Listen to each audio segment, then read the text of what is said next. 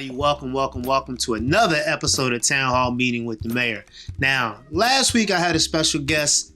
Everybody's a special guest, but last week was, come on, Nick West. So this week I got a super living legend, a super icon, one of the best to ever do it. He's a music director. He's a bass god. He's everything. He's health. He's in fitness. He's into everything. So, without further ado, this interview started fast, so we just jumped straight in. We started talking. I was like, I gotta hit record on this one. But give it up for none other than the one and only Mr. Randy Jackson.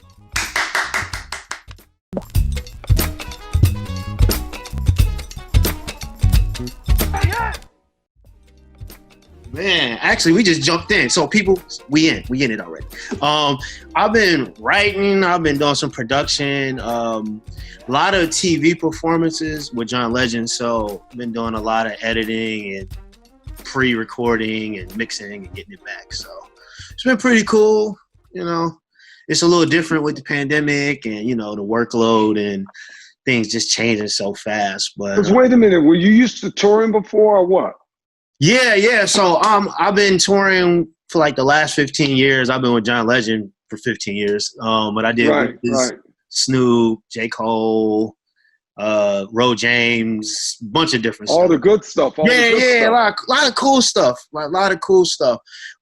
So with John, like I said, I've been his MD since 2008. So yeah, you know how he's been doing. He likes to level up, so it's been pretty cool. So yeah, lots of touring, lots of programming. But now with the pandemic, it's just like working from home, which is cool because he's still busy. Right. He just put out a new record, right? Yeah, he just put out a new record. So we've been doing a lot of promo for that, which has been pretty cool. And then, he does The Voice and he's just pretty busy. So it's pretty cool. Well, Tell John, Mr. Legendary, I say, what's up, John? What's going down, brother? What's going down, brother? And I'm sure you know about that TV life, like being on set. Yeah, I know John. I know John well for a long time. He's good people, man. Very talented, too. Good brother. Yeah, so what have you been up to? You always got a lot going on, so. Keeping the musical grind going. I manage a bunch of writer-producers. Mm-hmm. Nephew, Theron Feemster, and a bunch of people. They're doing a bunch of TV, a bunch of records, a bunch of film. Yeah. We got a handful of artists that we manage. Mm-hmm. We got chefs that we manage. 5 of them. So every musician. Every musician is like a secret chef in their mind, Well, yeah, I call chefs the new rock stars. You know what I'm saying? Yeah. We got a bunch of TV projects in development. Mm-hmm. We got a new Journey record we're working on. Yeah, I saw that write-up. I saw that in a write-up, the Journey thing, and I was like excited. I was like, okay, so this is about to take a turn. The pandemic, I don't know if the pandemic brought it on, but one thing I've been noticing and just been hoping for other people is just while you're at home and you have the time, like there's no excuses to not communicate, not revitalize relationships, build relationships, reach out to somebody like, hey man, hope all is well. And the music industry, just like any industry, is out of sight, out of mind, So it's like that one time you reach out like, hey, hope all is well. And they're like, oh man, you know what? I've been looking for your number or like whatever the case may be. So, yeah, back to what you were saying. The pandemic didn't bring it on, but we did it before that. But because of that, we've been able to make a record virtually, working on it. You hear some new music in the next couple of months. But yeah, I think I think you're right. I think it's made people reach out, get back in touch. Where it's so-and-so, like me and you are on now. Yeah. We're talking about John, so ever legendary himself, talking about you, look, from this, I may do something together. So I think what is it's bringing people together that you thought would never get together because this is the new medium now, at least. And the Journey thing, we had a tour planned for the summer. Mm-hmm. Of course, as soon as the COVID thing hit, that was canceled. Yeah. So I think most touring until 2022, they're trying to get it back fall of 21, but we don't know. I think it's all going to be based upon the level of the tour and the artist. That's my personal opinion. I think, the lower bracket artists the venues, you know, they're going to go with who's going to sell out first. They're going to go with who's going to have their own production, you know, like that type of thing. Of course, Journey, a John Legend, you know, those type of people are going to have the capital to say, I can take care of my production costs up front. I can handle my stuff and settle on the back end. Right. For some artists, they're really relying on that tour support or relying on that, you know, that deposit from the buyer. It just varies. So I think once they open the floodgates, I'm really interested to see the way it goes out. I think it's all going to be about that vaccine, right? How people can get it, how soon they can get it, what goes on. Because I don't think any person with a venue, let's just say this, any promoter, any Live Nation, AEG, any local promoters, whatever, Europe, they don't want to take on that insurance. I don't even know if they'll get it.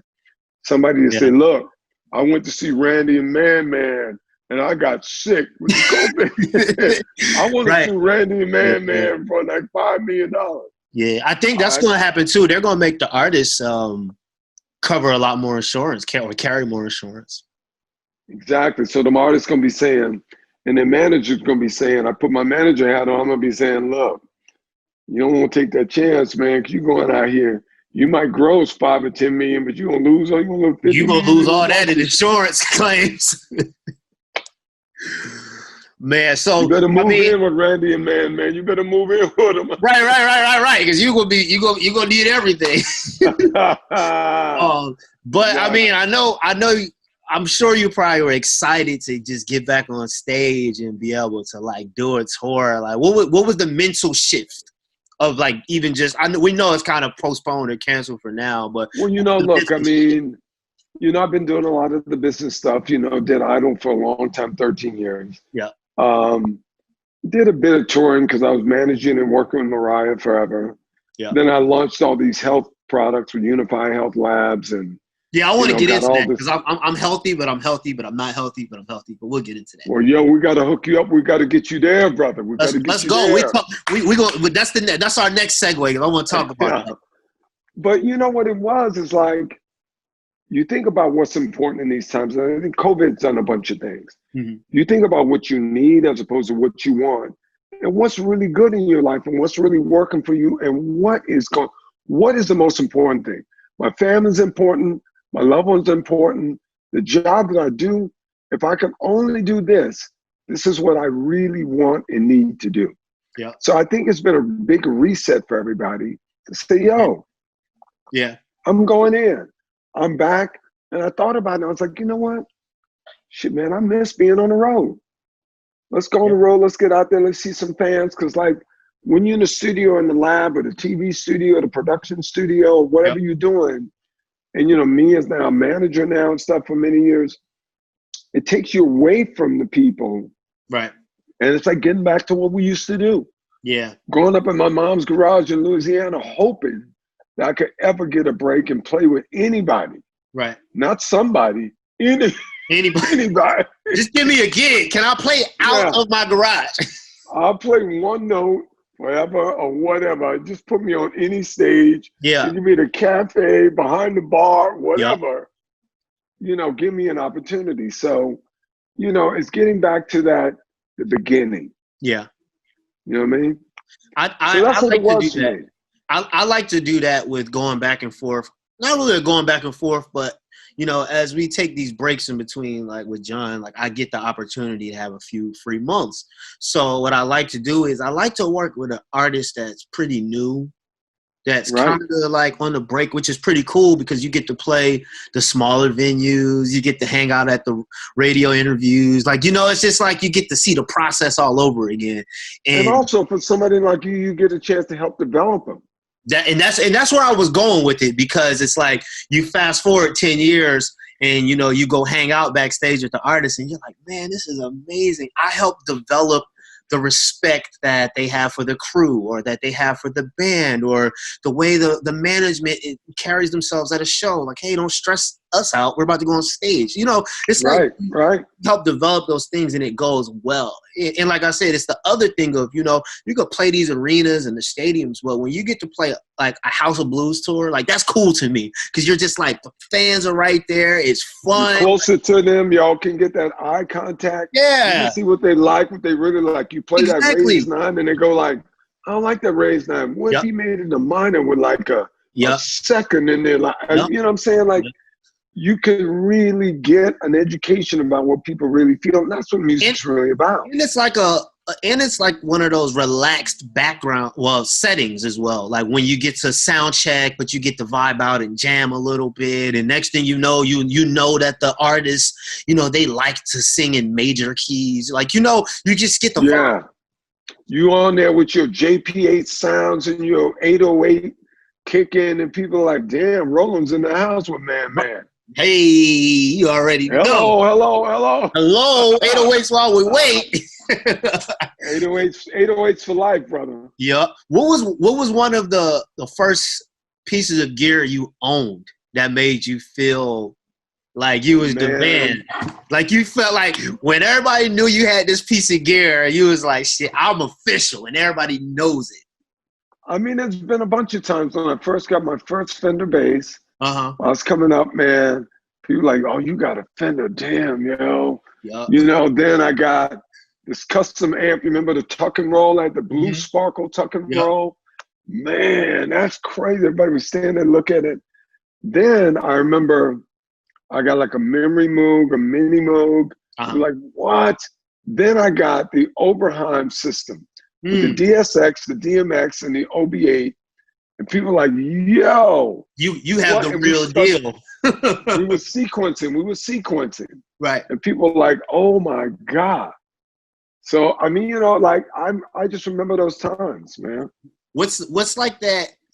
What's the piece of technology that exists now that back then you were just like, man, if they create this, life would be so much easier? Well, look, we were on the test trials for Pro Tools. Because friends of ours up in the Bay Area, when I was up there working with Nard and Michael Walden and doing all those records in the Journey time, and Frankie Beverly Mays and all that stuff I was doing, those guys were our friends. So they created Pro Tools. So we were the guinea pigs. So we were there in the beginning. And I remember my first thought when it was really done out of beta, I thought this is going to be a good thing or a bad thing because it's going to offer so many possibilities. People are going to get confused. Right. I remember, bro, we would sit around, me and Nard and the guys would sit around. We make a record in a day, 12 tracks, laid, done. People are like, man, y'all making records. Like, cause we came from the jazz fusion side. Right. So y'all was knocking them out quick. Narda with Mahavishnu, me with Billy Cobham, with Jean-Luc Ponty, with Herbie, all this stuff. So we were like, we make our charts, and these songs are 4 chords. What you talking about, man? We could do the whole song, the whole thing in 2 hours. Right. Let's get this in and out of here. Right. But we could play it, but we couldn't get the emotion right. So the emotion's the main key of any music, right? Right, of course. So everybody can play the notes at some point, but can you get that emotion? Yep. What do those notes feel like?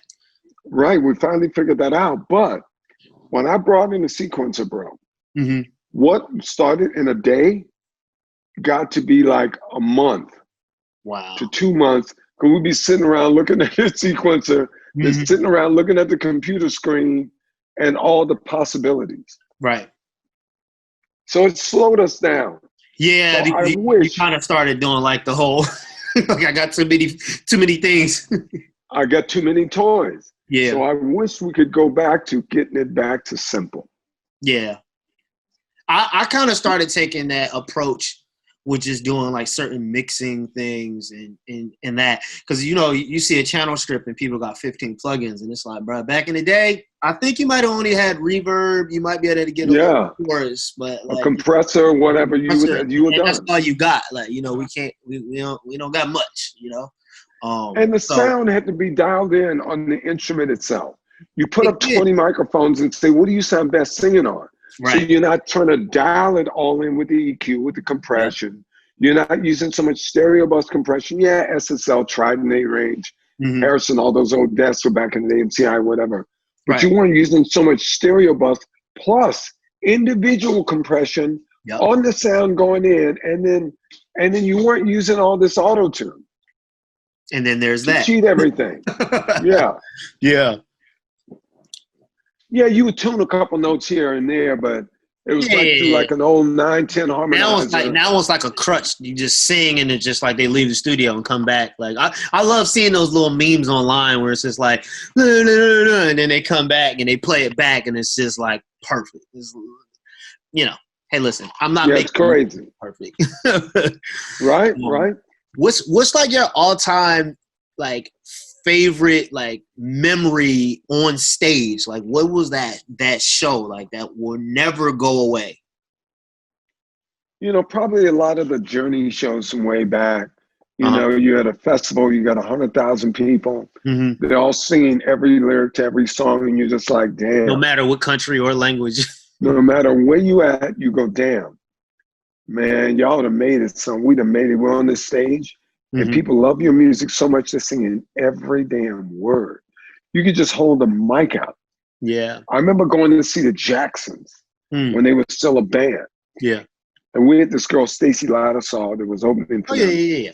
Then me and Narda produced these records on that we worked on. And Michael would just hold out the mic. Man. And then so many years later, I had that experience with the Journey Boys. Yeah. That's somebody loving what you do so much. Yeah. That they care to learn every melody and every word. Yeah. Bro. And it like brings it all together. Like, it's just like. It gives you goosebumps, man. It gives you goosebumps. Like, damn. And me, just like on the music director side and programmer and like show designing, it's like the tour goes up on sale, it's sold out, but you don't even have a set list put together. You know what I'm saying? So like, it's like it goes from that to you're playing these arenas to people loving it that bought their tickets before you knew this first song of the set. Like, it's just like that full circle moment.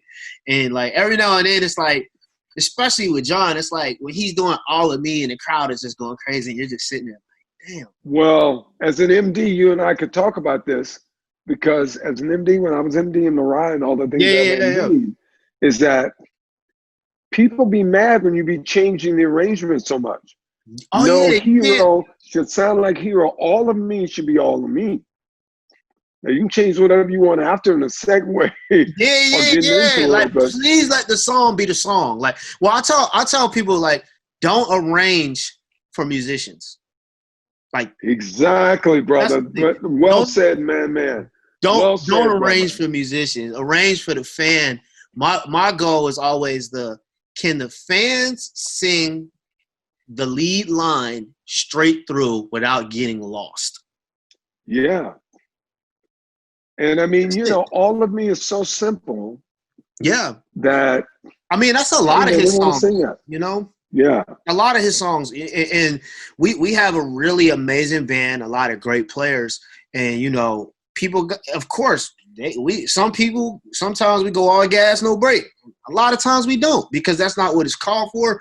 But like, it's that good balance of having great musicians. And you know this as an MD, you pick people based upon not only just their personality and how great of a person they are, because that's a major thing for me, the energy, but I know how to utilize each person for what they have, Right. They may be not the greatest at this, but for what we need in this lane, they are a monster, And also a big thing of mine is like, as a musician, you can learn all the notes. You can go to Berkeley, you can play in every church.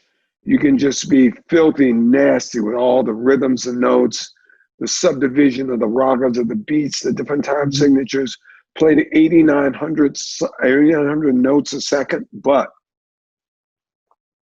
can you listen? Can you listen?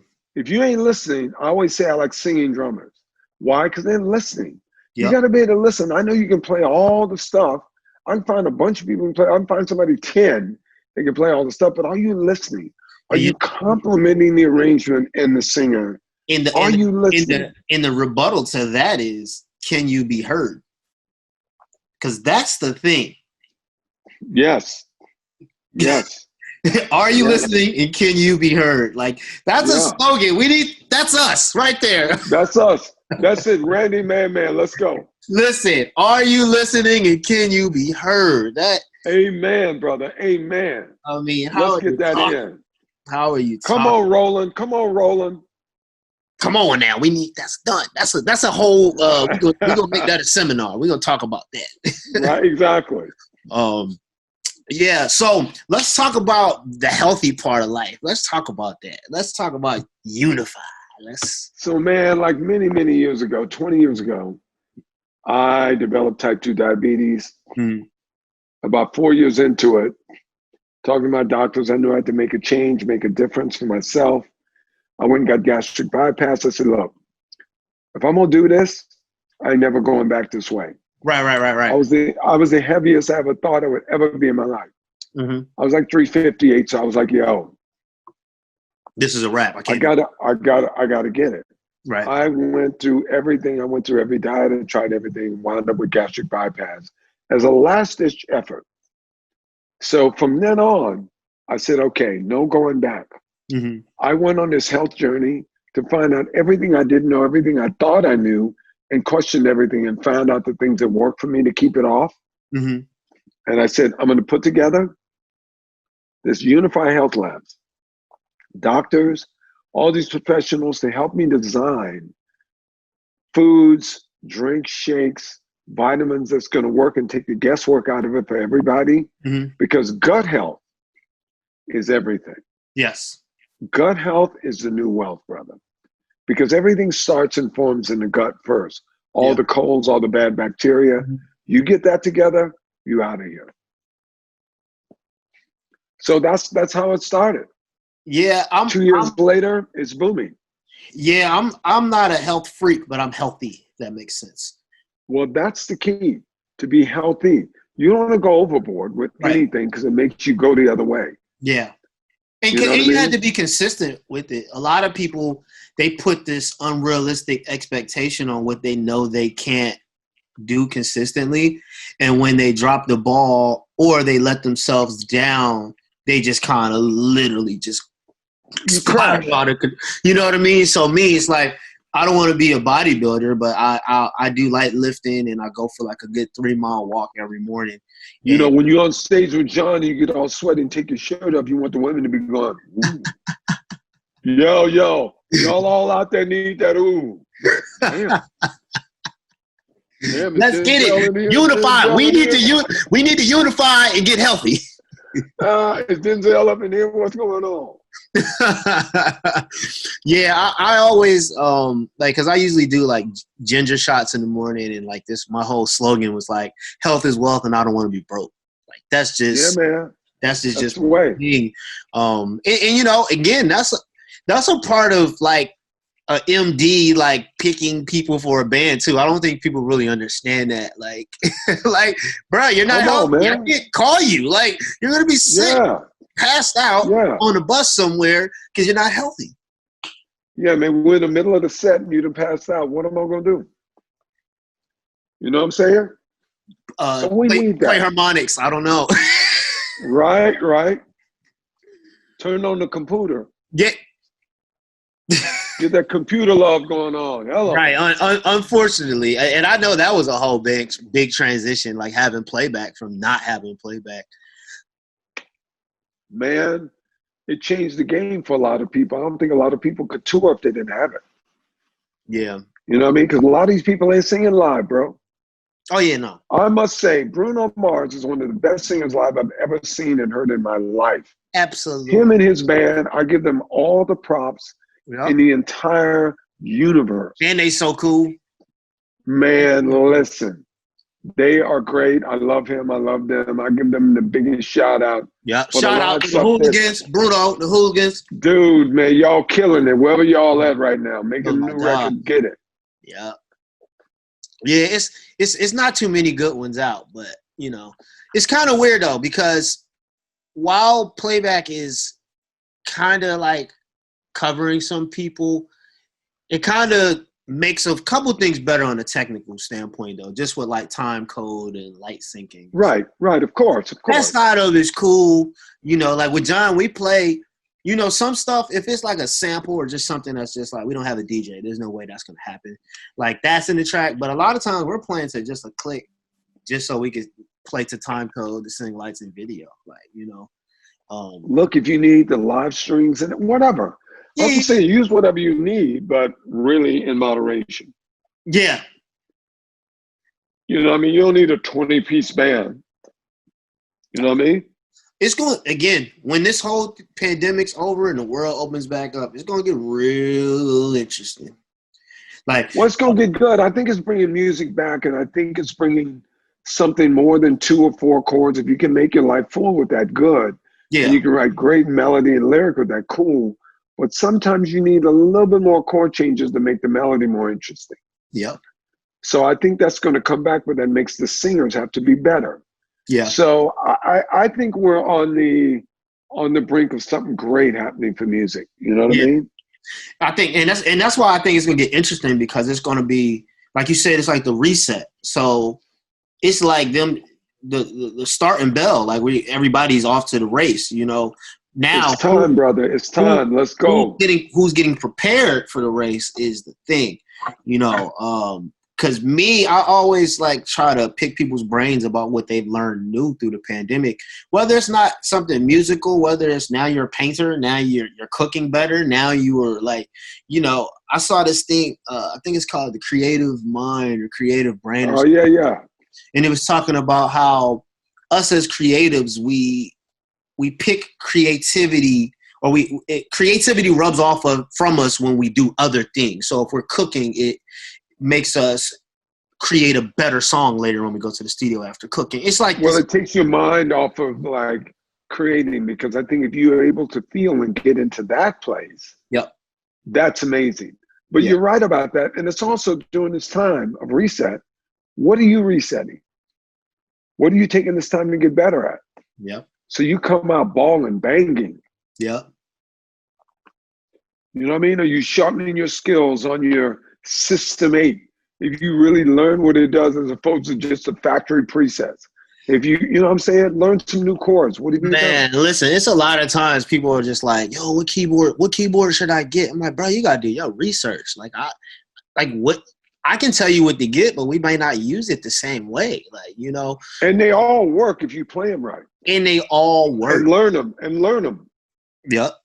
I mean, it's a technology thing that people are scared of. Like, and people take the easy way out. So rather than going to a music store, and like back in the day, I used to like go to the music store, have my own little floppy disk and try out keyboards, make beats and save it to the floppy disk. And, you know, you got to get your hands. Damn, we're talking old school floppy disk. Yo, what?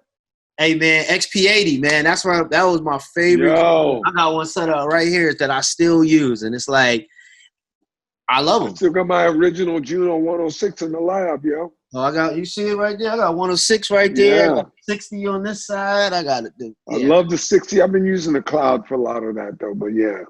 Yeah, I started working with Chromeo last year before. And I started MD in Chromeo, and it's pretty cool because, like, you know, as an MD, you know this. Working with someone that plays an instrument and produced all their records, that's different than MD and an artist that just sing a little bit or sings and they right. Totally different. So when I got into the Chromeo thing, it was amazing. I'll just say that. It was different too, because learning 30, it was about 30. They gave us 30 songs. They've never had a live band. So they sent me a list of 30 songs. We learned those songs, and then they sent me 30 Pro Tools sessions with no lead vocal. Well, but I love the fact that you can stretch like that from Legend to Chromeo.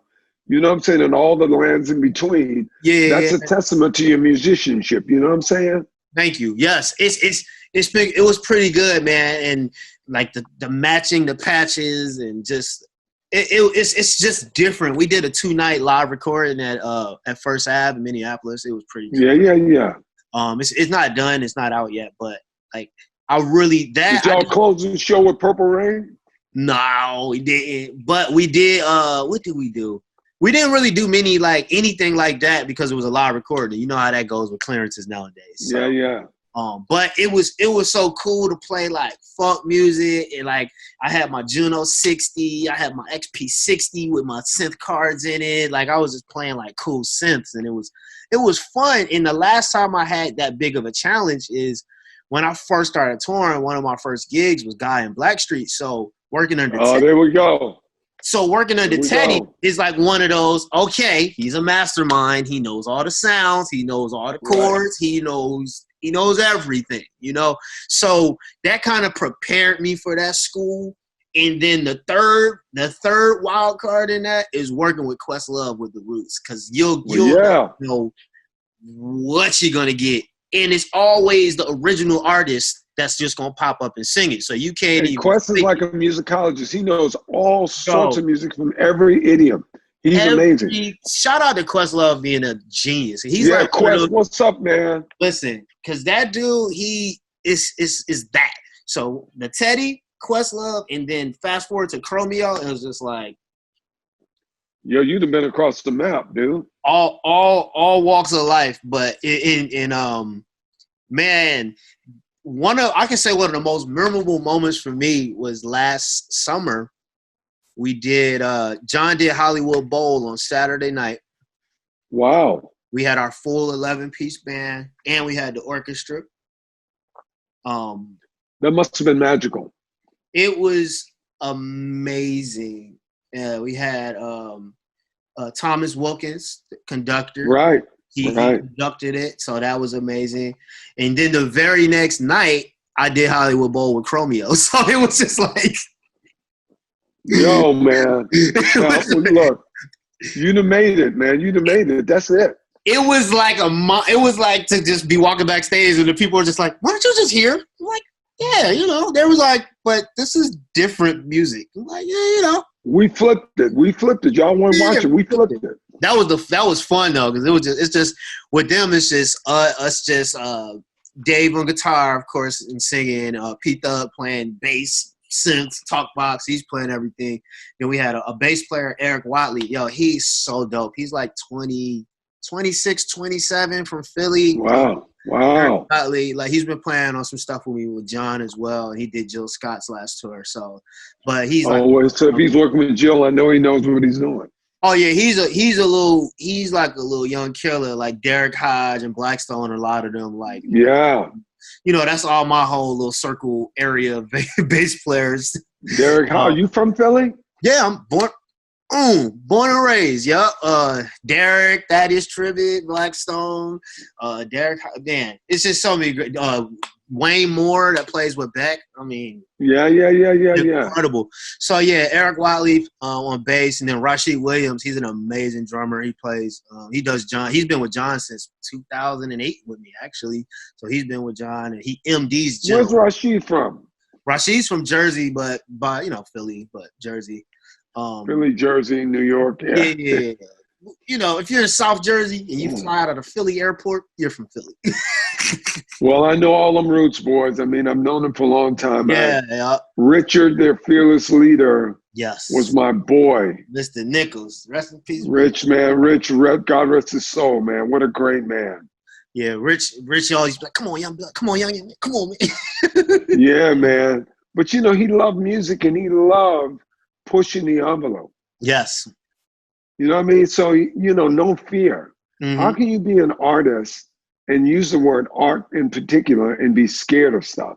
I don't understand that. Yeah, because at that point, you're just learning within the lines. It's perfect. Dude, come on. You got Coltrane, you got Miles, you got Roger and Zapp, you got James Brown, you got Hendrix, you got Zeppelin. I mean, I don't know. You got Stravinsky. I don't know. What do you want?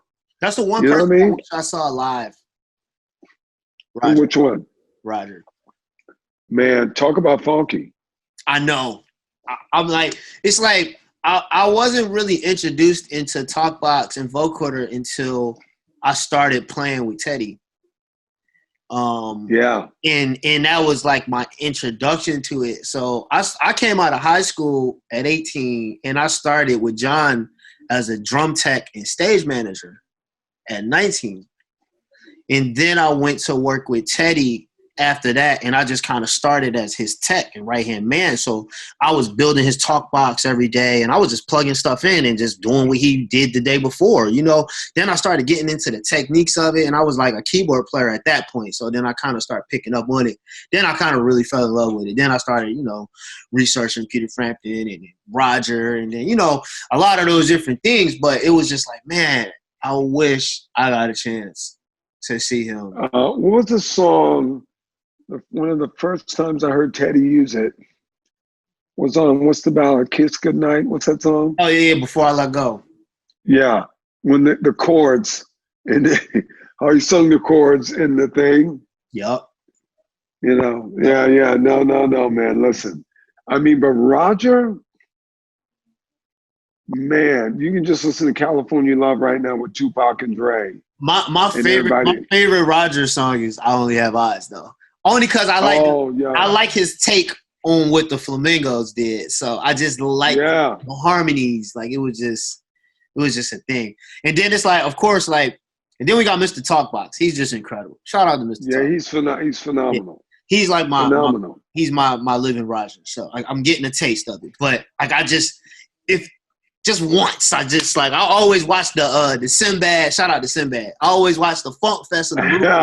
I always watch that one performance. Sinbad is a shout out to you, brother. Listen, I just watched it the other night with the Gap Band. With Charlie Wilson and the Gap Band. Oh my God. You want to talk about a funky great band. What time we did Macy's Jazz Fest at the stadium in Cincinnati, and man, they were just like, so who's gonna headline? They were like, well, John Legend's gonna headline. All right, but we think we should put Charlie after John. He was like, nah, man, we got to put John last. Man, Charlie Wilson did There Goes My Baby with an intro and outro twice, back to back before he got off the stage. I was like, come on, man, we can't go on after that. Yo, but I mean, all the moops upside the heads. Man, Uncle Charlie, what? That's one of the greatest living performers ever. Ever, bro. It's some people shout out to Charlie Wilson. Shout out to Uncle Charlie. Man. Charlie, holler at us. Let's get in the lab, man. What are you doing? Yeah, what are you doing? Come on. I need a couple of those shabba-dooba-deep bops. I need some of those. Right. Yo, it's certain people that's just like, I'm a fan of just their antics or just like certain ad-libs. Like me, I love Kim. Like Kim Burrell. No, not Kim Burrell. Kim, K-E-M. Kim. Like, the artist Kim, not the artist. Yeah. Very different. But it's very different than Kim Burrell. Very different. But it's just it's just someone he like, they need like that thing to me. Wait a minute. Isn't Kim from Philly? Yeah. I think so. Yeah, man. You hold up your Philly roots. Next thing we're going to talk about DJ Jazzy Jeff and Will, man. What we doing? Then we're going to talk about I was actually about to go to the Gamble and Huff, actually. The OGs, the Gamble and Huff. They the triple OG. Shout out to Kitty Gamble and Leon Huff. Yo, man, big shout out, man. Yeah. Philly had a lot of music come out, man. Oh, yeah. Damn, man. I'm just thinking about, I'm tripping on Philly. Did you see I remember when Jill Scott was singing. Yeah. You got Jill. Backgrounds for the Roots. She was on tour singing Backgrounds for the Roots. Yep. Because when I was doing A&R at MCA, we had the Roots sign. We'd done this song with Erykah Badu. Erykah wouldn't tour. You got me. So Richard was like, yo, let's put Jill. Jill works with us anyway. Yep. She wrote that. Was the beginning of Jill Scott, I know. Yeah, man. That was it. Man, it's a lot of Philly history.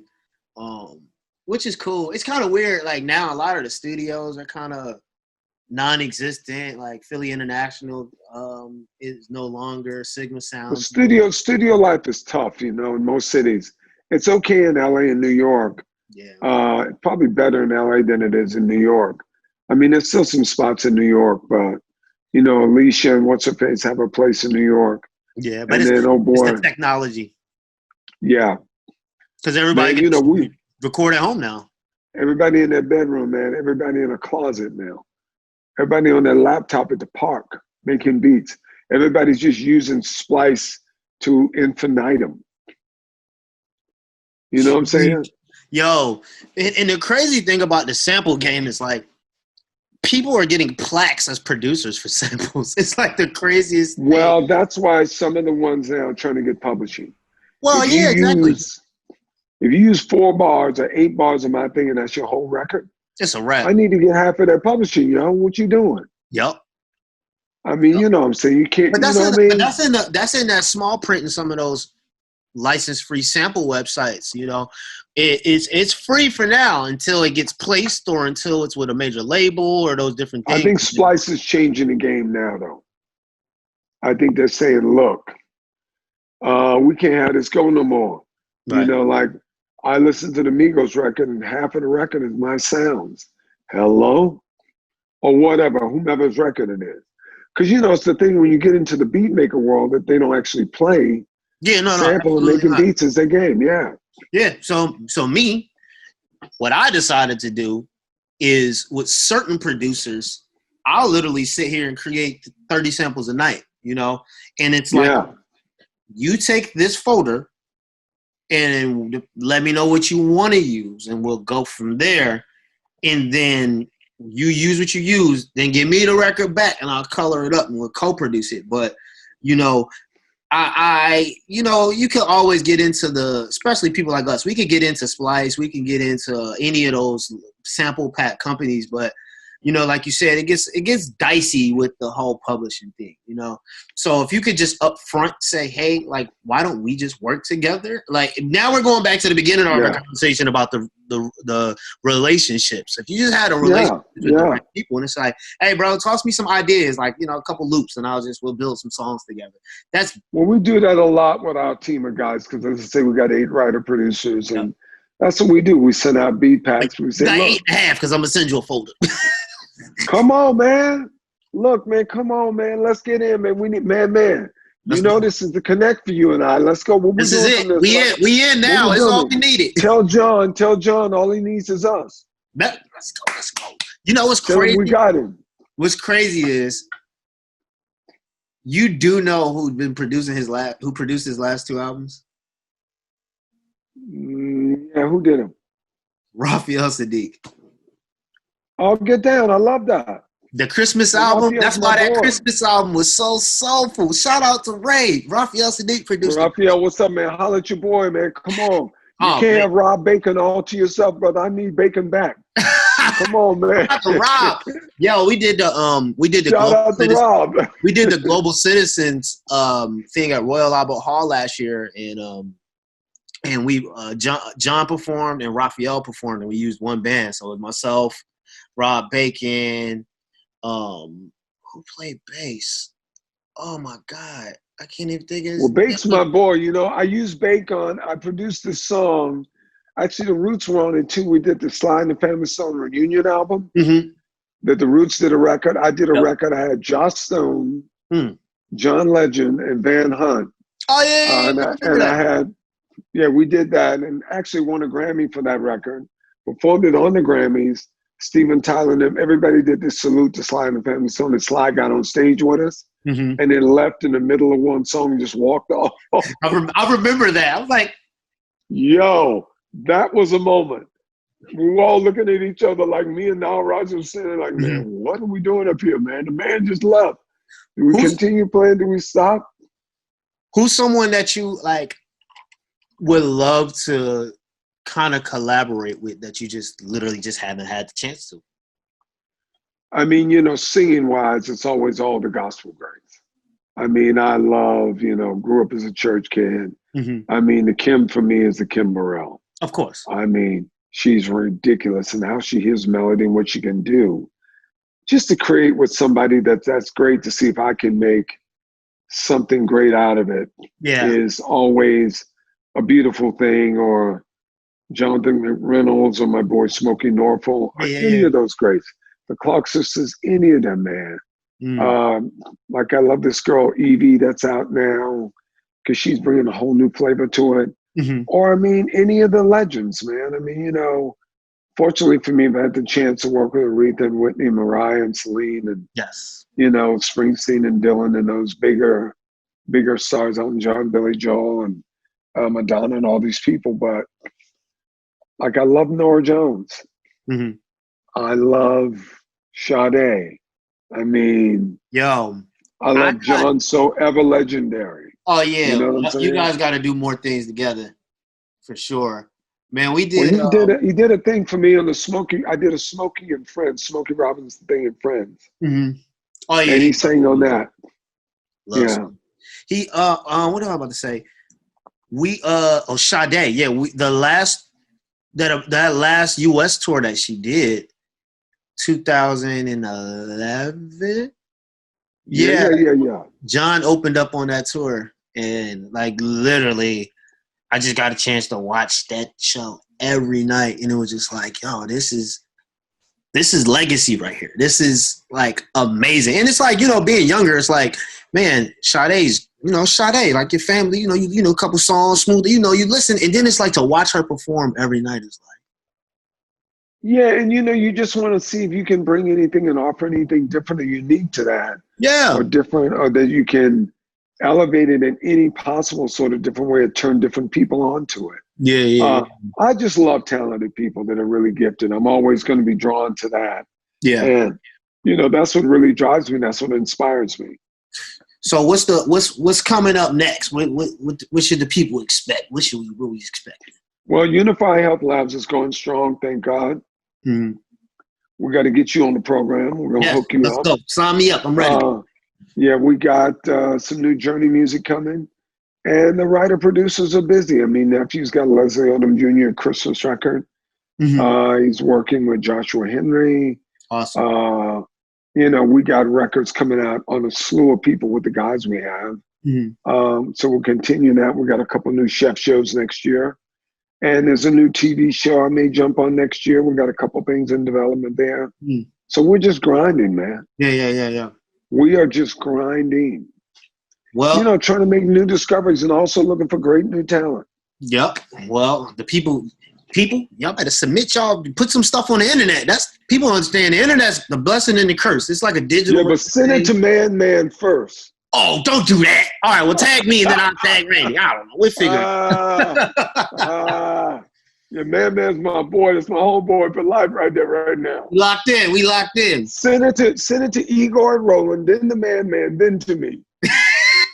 That's the chain. You got Igor, that chain of command. Get that together, y'all. Igor, get ready, Igor. Shout out to Igor. Yo, Igor is so funny, yo. Like, dude, he's so dope and so talented himself, bro. Yes. He plays his face off. Yeah, absolutely. Imagine a guy that works in an instrument company, a keyboard company, a maverick company like Roland that can play his face off. No. Chris.